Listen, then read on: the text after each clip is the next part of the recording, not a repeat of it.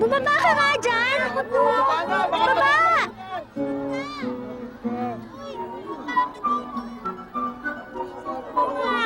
Kapit! Hindi na siya. Malapit. Ayan na. Uy, bata! Malapit.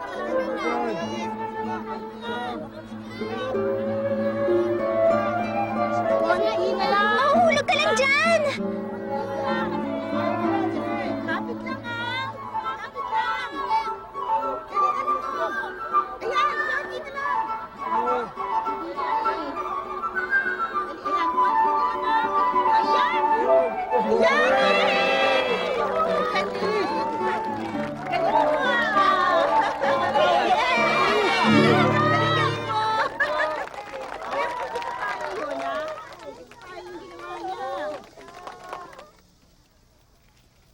Masama bang loob mo? Bakit naman? Masama rin ang loob ko, no? Pagalitan mo nga tong kapatid mo. Sige na! Ano pa? Sino ba may gawa nun? Sasabihin niyo ba? Hindi ko alam. Alam ko kung sino. Si Shirley Choi ang may gawa nun. Laging sakit talaga ng ulo yun. Shirley? Hindi. Huwag mo na nga ipagtanggol ang bruhang yun. Wala namang ibang gagawa nun kundi siya lang. Carla? Hindi naman niya kilala yun eh. Nick, kilala niya? Kuya! Jenny! Teka!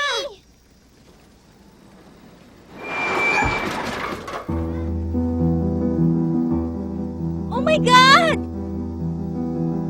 Jenny!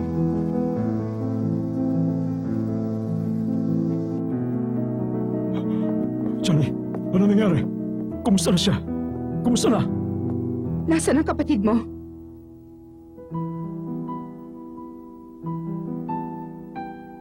Kasalanan ko ang lahat. Ang sabi niya sa akin, hintayin ko daw siya. Kaso hindi ko siya pinansin. Dire-diretso lang ako. Dahil doon, nasagasaan siya tuloy. Kailangan niya ng operasyon. Dahil sa akin.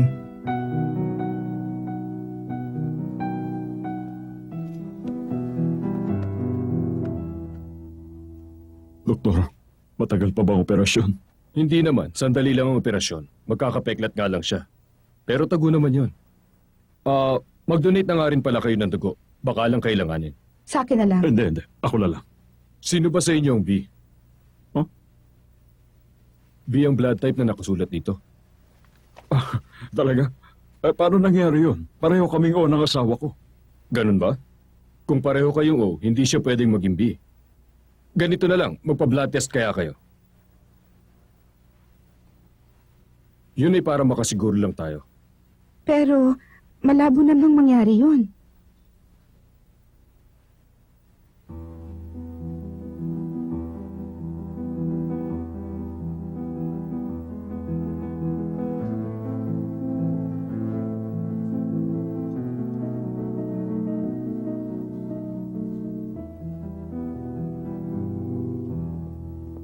Ito na po ang resulta ng blood test ninyong dalawa.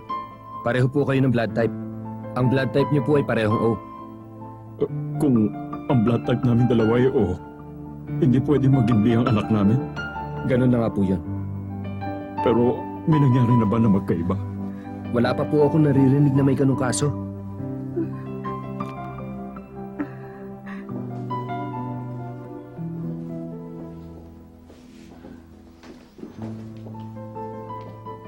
Ano nangyari? May nangyari ba masama kay Jenny? Wala. Wala naman. Hintayin na lang natin.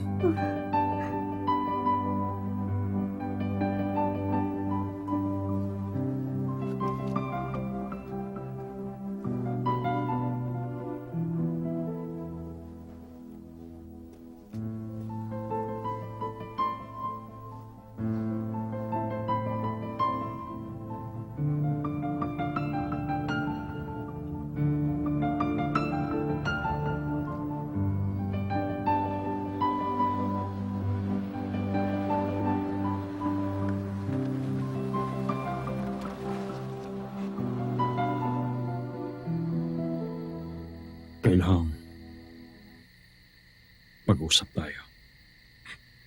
Kailangan kong bumalik. Kailangan nandun ako pag nagising siya. Bumuelta na lang tayo.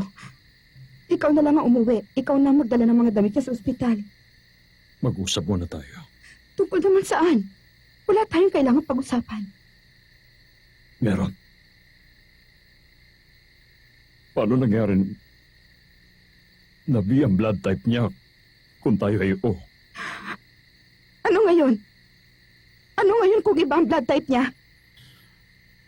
Pero, ang sanak natin ay B. Ano ngayon? Anong gusto mong palabasin, Robert? Naisip mo na ba na baka hindi natin siya totoong anak?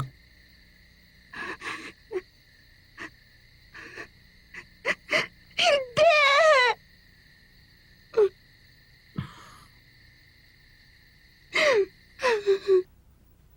Gumising ka na. Kasi natatakot ako makita kang natutulog. Natatakot ako na baka hindi ka na magising pa. Nasaktan ka ba ng gusto?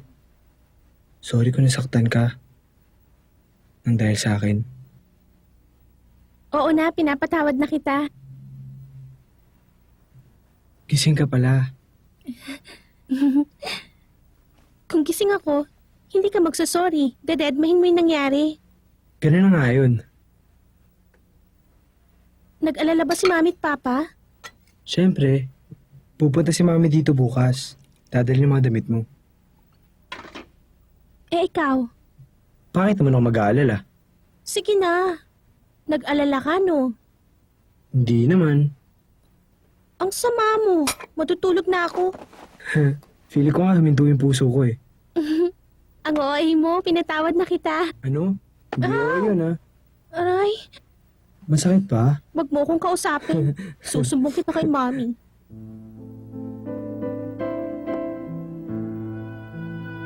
Iniisip ko lang. Paano kung nagkapalitan ng anak natin sa ospital? Anak natin siya. Alam ko yun. Baka naman ang ospital lang nagkamali na ipagpalit nilang resulta ng blood test. Paano kung hindi? Paano kung ang tunay nating anak ay nandyan na? Huwag mo nga isipin yan. Ayoko makinig sa'yo. Ayoko makinig sa'yo. Hindi ako makikinig sa'yo. Hindi ako makikinig sa'yo.